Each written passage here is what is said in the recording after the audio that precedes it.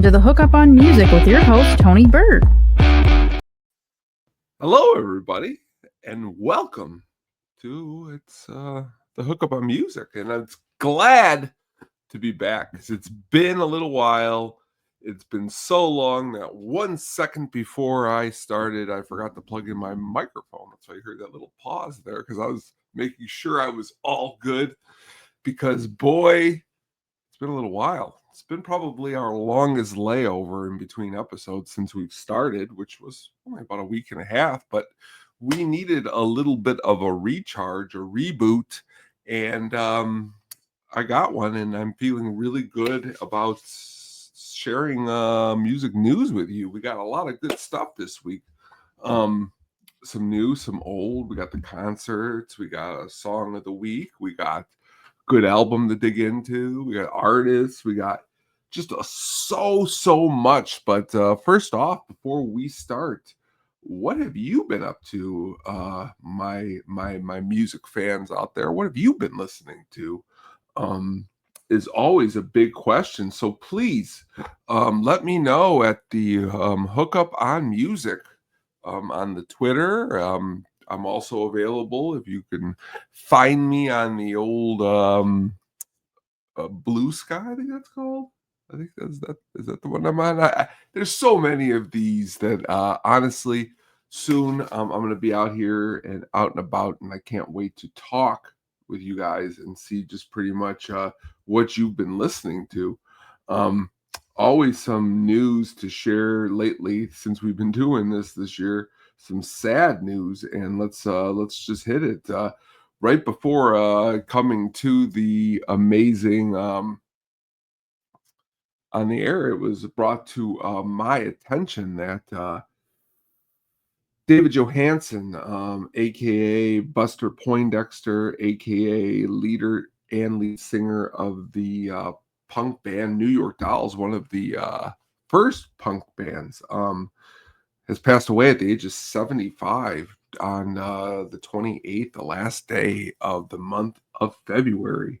Very, very sad. He was active in the music industry from 68 to 2020. Recently had suffered some health issues, and it's just sad when you lose who was pretty much the a very important figure in all of punk rock, being part of such a band as the New York Dolls. You go back to the New York Dolls and you go back to that debut album and you say to yourself, well, okay, now that David Johansen's passed away. Nope, Arthur Kane, he passed away at the age of 55. Jerry Nolan sadly passed away at the age of 45. Is there anybody left? Sylvain Sylvain sadly passed away at the age of 69. And the final original member, Johnny Thunders, as we all know, sadly passed away at the age of 38 in 1991. So we have lost all the original members of the New York Dolls, which is just sad. So tonight, in honoring, we're going to be blasting this debut album, which was just an amazing little release. When was it released? It was released in the United States in 1973 on 8-track, cassette, and vinyl. April, to be a little bit more, was when it was recorded, and it was released in July. It's cool back then how quickly recorded, released. I'm curious. That's a good topic for a future episode. Honestly is the overall the release time between a digital album of now and back then and a non-digital album. But importance is where we are here tonight, because we are talking about really cool things, like great bands like the New York Dolls. The New York Dolls are important. They're influential in so many ways. But the thing about it is that they never got into the Rock and Roll Hall of Fame. But just never got in. But here we are tonight talking about the 2025 nominees. If you checked us out last night on At the Show, I had a little of in-depth on this. I'm going to go through it really quickly here. Some of the nominees, which are just amazing.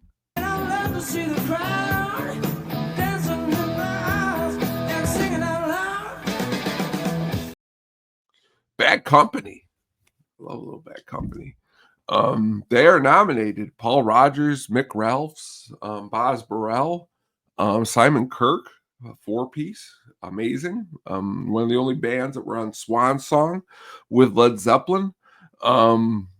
Just the also managed by Peter Grant, Led Zeppelin's manager. Black Crowes, they rock.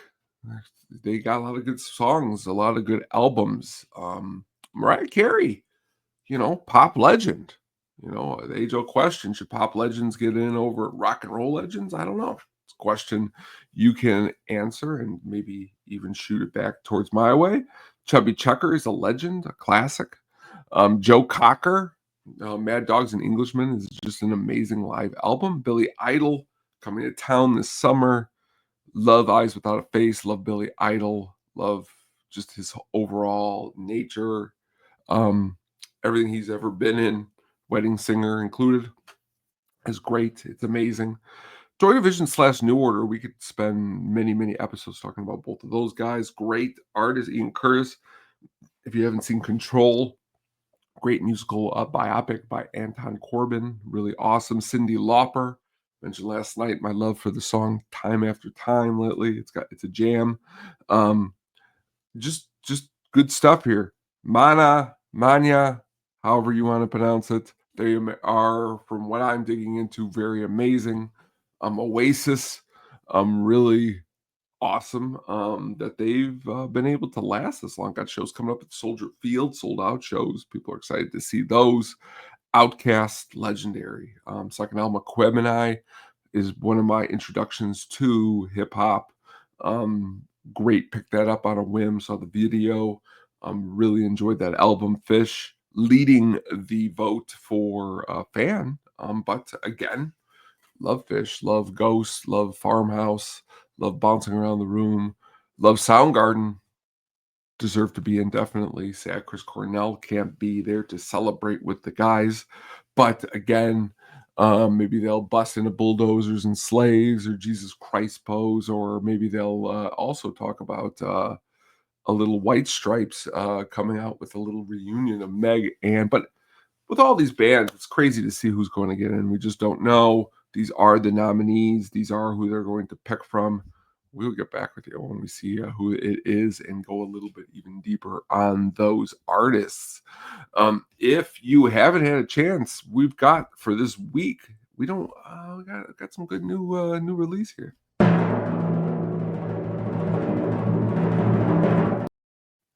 When's the last time you dug out your Sly Stone albums? When's the last time you listened to Sly Stone in general? When's the last time you have thought about Sly Stone in a amazing fashion? Because if you haven't, please check out Sly Lives. It is on Hulu. It is on Disney Plus. It is a great documentary about a great band. Sly and the Family Stone. Who just really for a long time have been able to just have so many songs stuck into the zeitgeist of music. So many excellent musicians. Freddie Stone and Rose Stone, his brother and sister, were also in the band. Trumpeter Cynthia Robinson, drummer Greg Enrico, saxophonist Jerry Martini, and bassist Larry Graham made up the Family Stone along with Sly. Just if you, again, it's been a while, dig into this documentary, which has just got some crazy stories. Sly is like the original George Clinton, which is cool. We love George Clinton and we love Sly, and not to say that there's just one of Sly. There's Sly as an originator all upon his own, but digging through his recent his catalog, just a lot of good stuff, including this one, Stand for the things you know are right. It's the truth. documentary digs into all of them. Larry Graham's bass playing. Larry Graham is an amazing bass player, one of the best. You can hear some of the influences into other artists in which we've talked about, like Les Claypool, Isley Brothers. Larry Graham is one of the first ones. Sly Stone had the material. Unfortunately, demons got in the way of Mr. Sly. But a band that was considered pivotal with mixing funk, soul, R&B, rock, psychedelia, which is exactly like My Morning Jacket. They definitely mix all of those flavors all into one giant pot. And in Sly Lives, they have really an interesting way of digging into all of it. It kept my attention, to be fair. And generally, sometimes in the mid afternoon, I can get tired. I might pass out. This documentary kept my interest. It kept my interest in many, many different regards. It kept my interest in the way that this band, unfortunately, kind of the way they fell apart.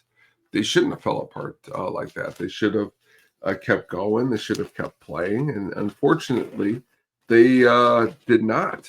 They did not keep playing and they did not keep going for some unknown reason. But you know what? Here we are. And, you know, what can you do but watch this amazing documentary called Sly Lives? So dig into that. Let me know what you think. It's about an hour and a half. Interesting points of view.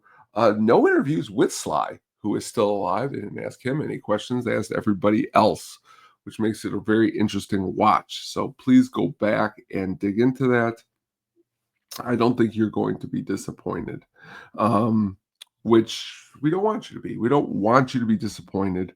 We want you to dig into new stuff, which honestly, didn't see this one coming. It was emailed by my main man, emailed message to me by my main man, Andrew. He let me know that Killswitch Engage has a brand new album that is released. So I had to go through and dig into it, see what they've been up to. Because to be fair, I seen them once live, but I was not familiar with Consequence. 2019, 6 years ago, is when Atonement came out. But Consequence starts off with really, really heaviness and Abandon Us. Then they got Disordinate Nation, which was a good track. 2 minutes and 40 seconds. Get you going really at a quick pace. It's on the Metal Blade Records. It's 35 minutes long. If you're a fan of the band, you're not going to be disappointed. Jesse Leach's vocals are great. Okay, he's been back with the band since 2012. He left in 2002, took like a 10-year hiatus, but they seem to be top of their game. Seems to be like they're going to be touring. That's going to be something that I think that you're going to want to check out if you do have this opportunity to see them, because you when this heaviness, seeing it live, it's important to want to get out and see that. Are they going to what's the word I'm looking for? And they are on tour. They're going to be on tour this summer, coming around to Wisconsin, and they're going to be on the Summer of Loud Festival, July 13th at Tinley Park. So if you get an opportunity, check it out. But we're digging still through this album. It's good. It's worth the listen. All songs, longest one is about 4 minutes and 19 seconds. So all come in shorter, but if you're a fan of this metalcore sound, which we've talked about, that is awesome. Dig into it more, and let us know.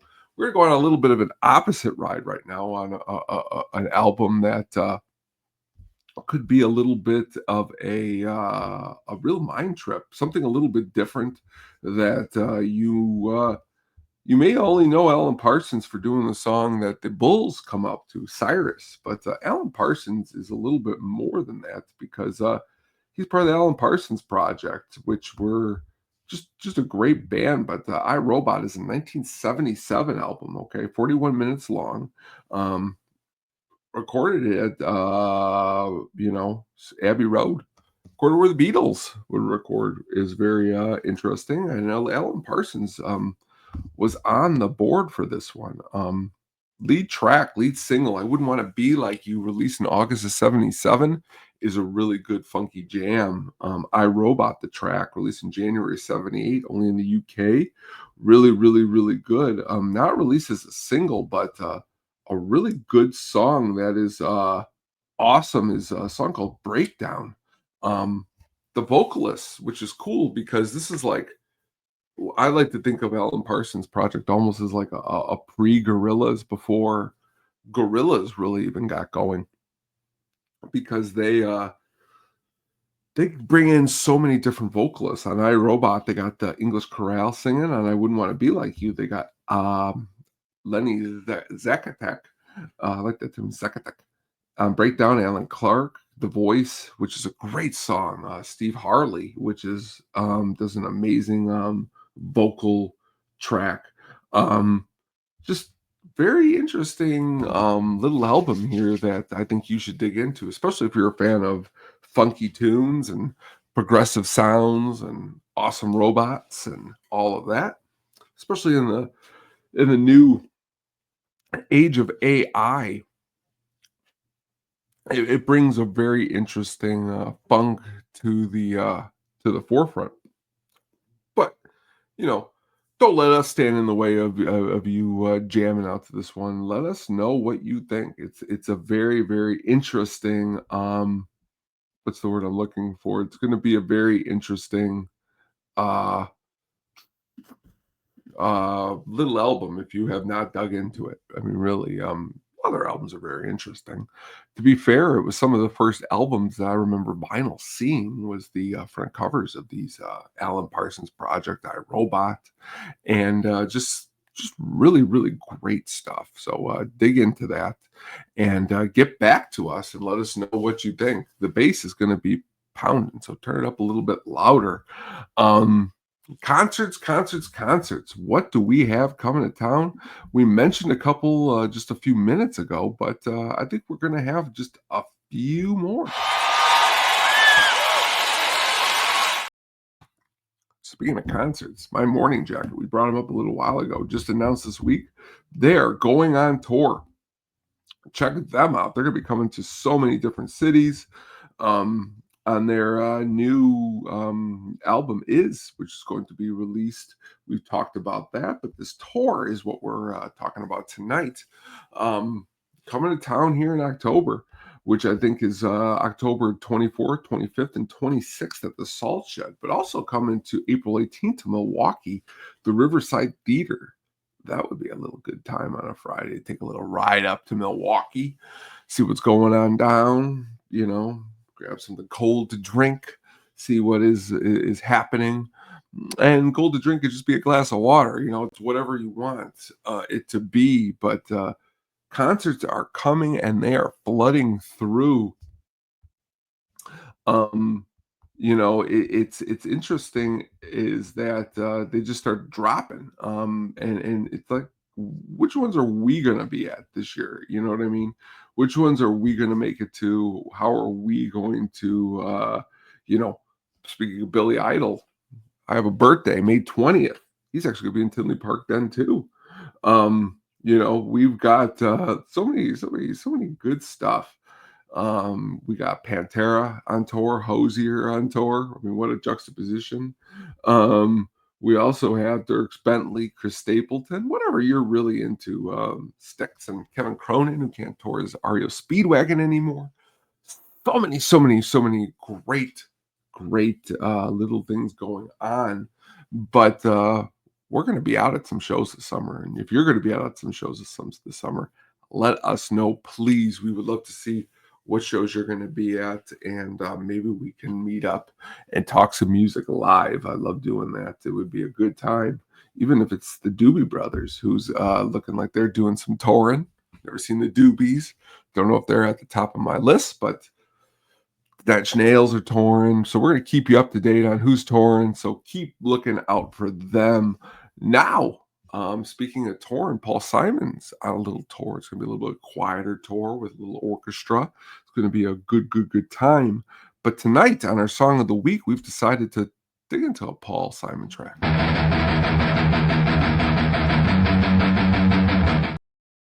Been a long week for me. If it's been a long week for you, I detest that you. I don't even think that makes sense in this situation, but I attest that you should go ahead and dig into a Paul Simon track. Okay, it's called Spirit Voices. If you have not heard this one, it's from just a really really great little album that is we're going to get to the album here in a second, but back to Spirit Voices is a really really great track that I think if as I was stating at the beginning, if you've had a long week, it brings out a kind of an inner peace, which we don't really,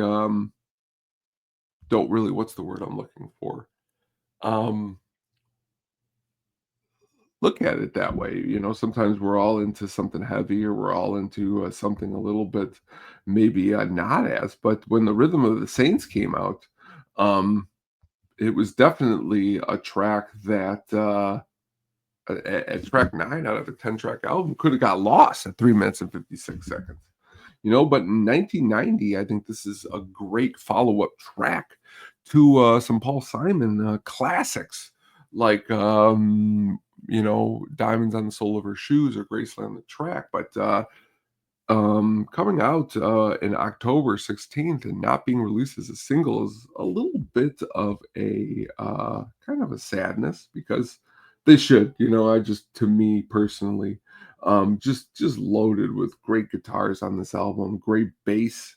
Okay, Bahiki Kamulu, a great bass player. I think I've messed that up. Kumalu, You Can Call Me Al, that bum bum bum bum bum, more great slap bass playing, but just a great track by Paul Simon. So if you have not checked out Spirit Voices, I definitely think that's one that you want a little good jam. You're out on a little bit of a beach, taking a little bit of a walk, looking up at the sky. Spirit Voices is a great track to do that to do that for. Just really, again, uh, um, when we brought up earlier Buster Poindexter, what do you call that? Brought up Buster Poindexter earlier. It was just very sad. So Spirit Voices is a really good track to get going.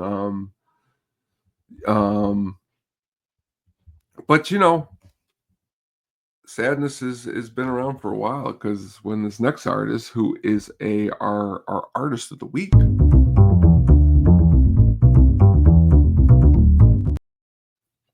Bowie, artist of the week, we're on the coming to the last half of the show, and just digging a little bit into David Bowie. What are we going to talk about? We've talked about Mr. Bowie. We've talked about Aladdin Sane. We've talked about all of the classics, but where can we go tonight with a little bit of Bowie that we can touch on that isn't really maybe an area that gets touched on a lot, and let's go into a little bit of late era David Bowie, which doesn't get talked about very often. For me, on At the Show, when I think of movies, I think of a track off of the album Outside, which really was a eye-opening to what David Bowie was up to in the 90s. If you have not listened to Outside, it's another really great Bowie album. Came out in 95, which is where we're going to start with Bowie's later era albums. The Heart's Filthy Lesson is the track I'm talking about. It was released in September 11th, which is a crazy date to have been released on. Not knowing where that was going to lead, but the album displays industrial rock, which I think is really, really cool. Brian Eno is involved in the album. David Richards is involved in the album. The album as a whole, 74 minutes. You want some Bowie? You want a lot of Bowie? A lot of Bowie is available on the Outside album, and where does he go from following out Outside? What's the last time you listened to Earthling from February 3rd, 1997? The track Little Wonder is a really, really awesome, awesome song. But the one that everyone seems to remember the most is this track.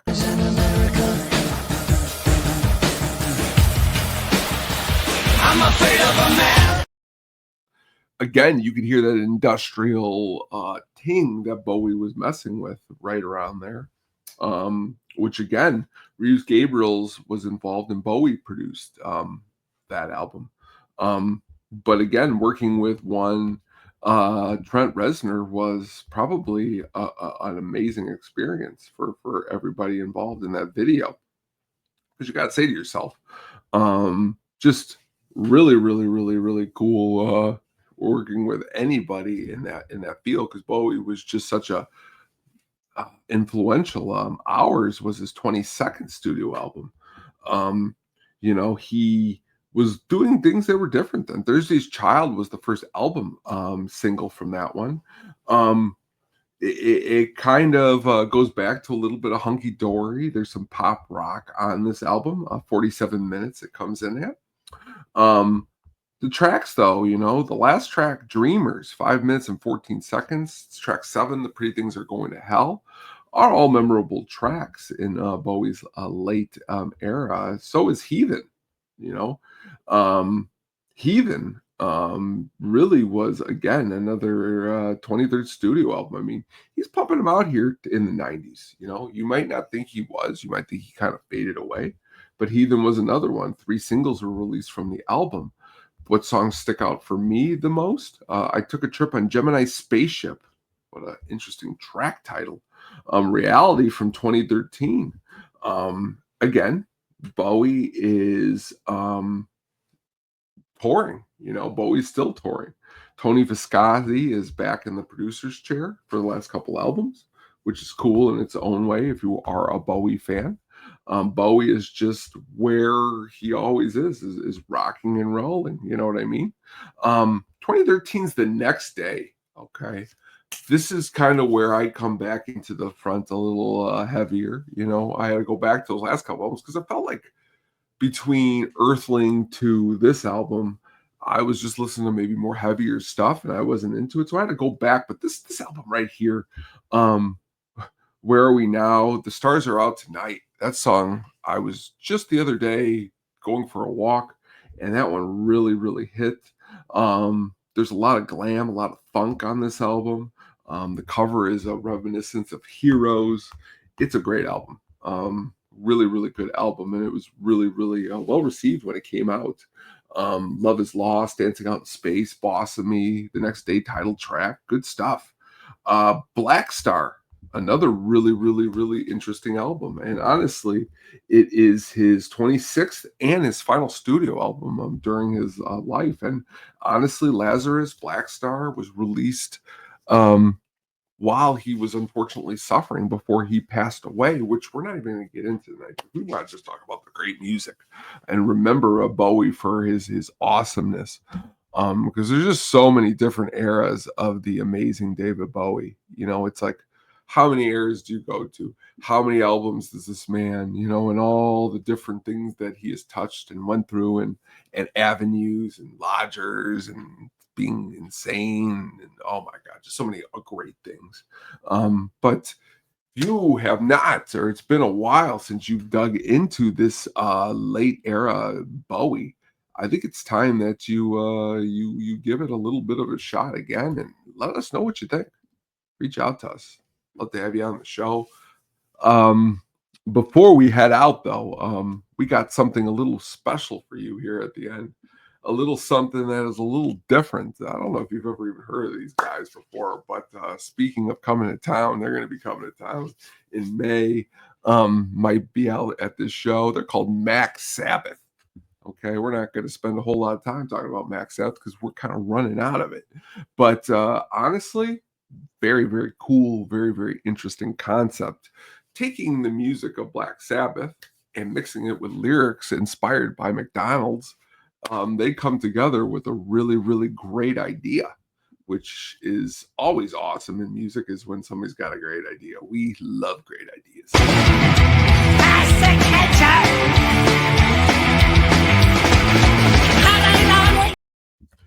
Check them out on YouTube. You will not be disappointed. They definitely have the costumes. They have, the Hamburglar. They have, Grimace. They have, you know, Ronald McDonald on vocals. You can't and you will not. I'm not mad. You can't be mad if you get this cool stuff. But soon we're going to be talking about other cool gimmicks that are just too cool to give up. But we want to thank you for joining us. We are back in the full force and the full swing of things. Maybe we will get to meet these guys. Maybe we will get to meet you out there. Maybe you'll come on the show. Maybe we'll have some guests. We don't know. But go back and check out At the Show. Go back and check out It's Getting Drafty in here on the YouTube channel, The Sadistic Penguins. If you're just listening to it on the on Spotify or Apple or wherever you are, I just really appreciate you taking the time and listening to the show.